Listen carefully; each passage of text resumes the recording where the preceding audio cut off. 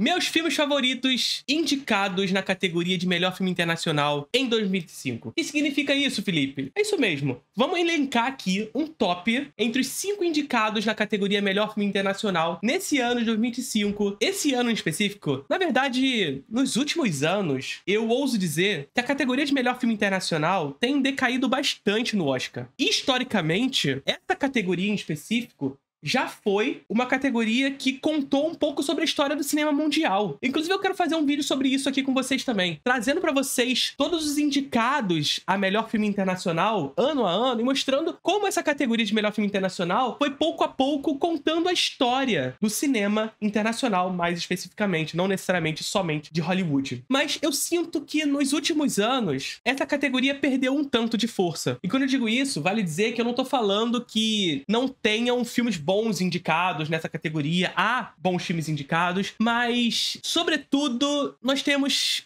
mais ou menos o que acontece na categoria principal de melhor filme, 2 grandes filmes nessa categoria que realmente são bons. E esse ano de 2025, eu acho que tá até um pouco abaixo do que vinha acontecendo nos últimos anos. Tem filmes que eu gosto na categoria, mas definitivamente não filmes que eu acho espetaculares. Não acho que existam filmes espetaculares, como há filmes que eu acho terríveis esse ano. E o que a gente vai fazer aqui é o quê? Elencar de 5 a 1 quais são os meus filmes favoritos na categoria Melhor Filme Internacional de 2025. Sem enrolação. E para me ajudar a indicar todos esses filmes no meu top 5 nesse ano, sem enrolação de verdade, só a Insider. E por que a Insider vai me ajudar a fazer esse top sem enrolação? Porque, assim, eu preciso indicar para vocês uma das peças que é a minha favorita da Insider, que é a cueca Comfort. Para quem precisa usar cueca, sabe? Você tá lá no seu dia a dia e a cueca ela vai enrolando e ela vai grudando ali, e você precisa tirar, e aí vai puxando, é uma coisa maluca, é horrível. Só que as cuecas Insider, elas não enrolam. São cuecas sem enrolação. Minha peça favorita. Além de ter todos os benefícios das peças Insider que vocês já conhecem, inclusive a tecnologia antibacteriana, o que promove uma tecnologia anti-odor. Significa que você pode não lavar as suas cuecas? Calma também. É verdade que ela é uma tecnologia anti-odor, mas lave, por favor. Por outro lado, assim, é tecnologia anti-odor. Então aquela vergonha na hora H, tu não vai passar. Então, adquira a cueca Comfort da Insider, que eu te garanto que você não vai se arrepender. Além de, claro, vocês já sabem que eu verdadeiramente uso os produtos Insider. Vocês veem durante as lives aqui, virou meu uniforme particular de todas as lives por aqui, as nossas Tech T-shirts da Insider. Eu não só uso durante as lives, como eu uso no meu dia a dia, perfeitas para praticar esportes e também para as mais diversas atividades, por ser muito versátil. Tecnologia antibacteriana, que promove uma tecnologia anti-odor que a gente já falava anteriormente, mas também não desbota com o tempo. E quer saber mais? A Insider te dá garantia de 2 anos. Amigo, garantia de 2 anos anti-desbotamento. Então a camisa preta da Insider, ela fica preta de verdade. Eu aqui tô usando uma camisa cinza, linda, maravilhosa, mas também tem azul, tem a vermelha, tem de tudo. Meu amigo, 2 anos anti-desbotamento. E eu vou dizer mais pra vocês. Usando o cupom Felipe, você garante 12% de desconto em todo o site da Insider. Ou clica no link na descrição desse vídeo aqui. Tá bom? Sem enrolação? Com a cueca Insider que eu estou usando aqui de baixo, mas não vou mostrar pra vocês, vamos pro vídeo. Em quinto lugar, na categoria de melhor filme internacional, eu acho que não é nenhuma surpresa pra vocês, que é Emília Pérez. Emília Pérez, pra mim, é um filme que, assim, eu vou começar fazendo O Advogado do Diabo. É um filme que trabalha propositalmente na caricatura. É um filme que trabalha propositalmente no lugar da fábula. E eu não vejo problemas em ser um filme caricatural. O problema, na verdade, é como essa caricatura se estrutura. Veja o que eu tô dizendo aqui. Eu sinto que há um vício contemporâneo das pessoas em entrar de encontro com um filme como Emília Pérez ou outros que não abordam sob uma perspectiva realista e de cara encararem um filme como esse como superficial. Essa não é uma verdade. A caricatura, a fábula, a fantasia são ferramentas históricas e interessantes que precisam, inclusive, ser resgatadas no cinema contemporâneo. Agora, não significa dizer que, por serem ferramentas que são importantes e precisam ser resgatadas, que elas não possam ser mal usadas. E esse é o caso de Emília Pérez. Mais uma vez, o problema não é a caricatura. O problema não é a fábula. O problema é como a caricatura é usada. E aqui em Emília Pérez, nós temos o típico filme declaração. O que significa isso? É aquele filme que precisa falar sobre alguma coisa. Um filme que claramente, desde o seu primeiro minuto, precisa gritar que ele está falando sobre um assunto importante. Precisa o tempo inteiro estar gritando: olha, gente, minorias são importantes. E eu, particularmente, já tenho uma certa implicância com filmes declarações. Ah, Felipe, você tá dizendo que Emília Pérez é um filme woke? Então não. A gente já falou inúmeras vezes aqui durante nosso canal que essa patuscada de cultura woke não existe. Pelo menos não como eles gostam de dizer que existe. É simplesmente um termo guarda-chuva para um monte de coisa. Eu posso simplesmente chamar de woke qualquer coisa, no final das contas, segundo os critérios que eles usam. Mas sim que esse típico filme declaração, no final das contas, expande, ou melhor, explora uma perspectiva utilitária da arte. Não só utilitária, como moralista da arte. É importante que haja representação, é importante que haja temas sobre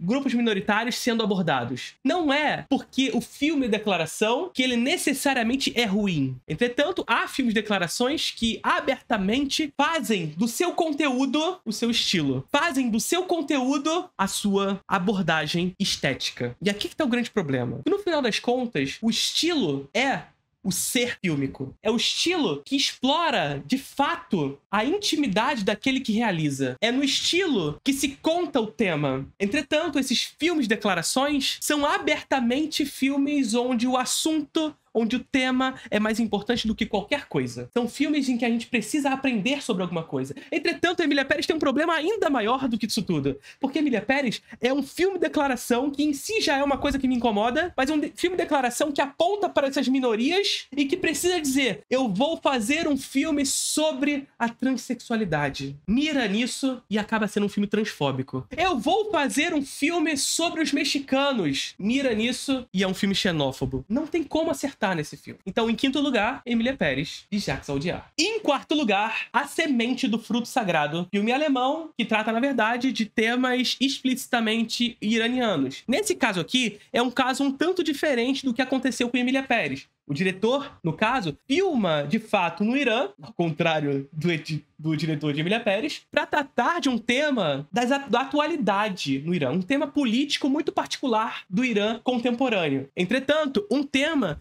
que atenta ao governo local, o que faz com que ele precise fugir do país e lançar o filme na Alemanha. Caso contrário, ele seria perseguido em seu país. Então é um filme diferente nesse sentido. Quando a gente fala que é um filme iraniano, na verdade, produzido na Alemanha, aqui no caso, existe uma razão política para isso estar acontecendo. Entretanto, A Semente do Fruto Sagrado é um filme que também explora uma perspectiva do filme declaração, né? É um filme que visa justamente esse lugar do filme importante, do filme que vai tratar de temas importantes e relevantes de hoje. Por outro lado, esse aqui é o filme que, por mais que seja esse filme declaração que muitas vezes me incomoda, ainda assim é o filme declaração que consegue se utilizar dessa declaração de algo relevante do contemporâneo para falar sobre isso de maneira estruturalmente e estilisticamente particular. Ou seja, o diretor do filme consegue encontrar uma maneira íntima, própria, de falar sobre o assunto. Eu vou dizer o seguinte, na verdade, a primeira parte do filme, ela é mais declaração do que a segunda parte do filme. Na primeira parte, onde precisa se consolidar o motivo do filme, se consolidar de fato a história, consolidar os personagens, as razões pelas quais eles fazem o que fazem, nessa parte, nós temos um filme de declaração muito bem estruturado. Ou seja, eu preciso dizer o que está acontecendo no Irã. E aí a história está acontecendo enquanto isso tudo ocorre. Em determinado momento, a arma do pai da família some. O pai da família que é um juiz no Irã e, portanto, um cara que vai julgar os manifestantes de todas as manifestações que estão ocorrendo no país. As filhas desse juiz são filhas ditas progressistas, que estão a favor de todas as manifestações, o que cria o conflito dentro da família. Quando a arma some, o pai imediatamente culpa as filhas. E aí, a partir desse momento em que a arma some, o filme torna-se sobre isso. E eu acho que é a parte que o filme consegue se desenvolver melhor. O filme fica melhor nessa segunda parte. É claro que essa segunda parte demanda muito da gente conhecer o que estava acontecendo no Irã naquela época. Mas essa segunda parte sobre o roubo da arma faz o filme ficar mais interessante, porque desloca todos os acontecimentos da macro história para a pequena história. Ou seja, dentro daquela estrutura familiar, a grande história ganha sentido. Ainda assim, não é um filme que eu ache fenomenal, maravilhoso. Então, isso vale o quarto lugar para Semente do Fruto Sagrado. Em terceiro lugar, Flow, a animação do gatinho preto que tanto encantou as pessoas esse ano. Flow é favorito para ganhar o Oscar de melhor animação também, Felipe? Não, não é. Hoje não. Já foi. Mas hoje tá com Robô Selvagem, e eu particularmente vou dizer o seguinte pra vocês. Eu prefiro Robô Selvagem, tá? Robô Selvagem é muito lindo. Mas eu não vou entrar nesse assunto aqui, não vou entrar numa crítica sobre o Robô Selvagem, porque aqui a gente vai falar de Flow. E Flow é aquele típico filme da jornada, bastante parecido com aquele filme que você viu na sua infância. Você que nasceu no início da década de 90, em busca do Vale Encantado. Eu sei que você assistiu esse filme. Eu sei, gente. Eu tô velho, eu sei. Eu sei que a gente tá velho, mas você assistiu Em Busca do Vale Encantado, não viu? Patassauro. Maravilhoso, eu sei que você assistiu. É o típico filme da jornada dos animaizinhos em busca. E mais especificamente, se trata de um filme com temáticas ambientais. Existe uma inundação em determinado momento, muito proveniente de... muito claramente querendo falar sobre mudanças climáticas. E como esses animais, portanto, eles precisam sobreviver a todas essas mudanças climáticas as quais eles irão percorrer durante todo esse caminho. É uma coisa meio Em Busca do Vale Encantado, meio Era do Gelo, só que silenciosa. Afinal, diferente de Em Busca do Vale Encantado e Era do Gelo, os animais aqui são animais, não falam. Mas, assim como ambos os filmes, trata de maneira até mais sensível que os demais sobre cooperação, amizade, superação de obstáculos. É um filme muito bonito enquanto mensagem. Entretanto, eu vou dizer que, particularmente, eu não sou exatamente um grande fã de Flow, porque muitas vezes a galera, no geral, gosta muito sobre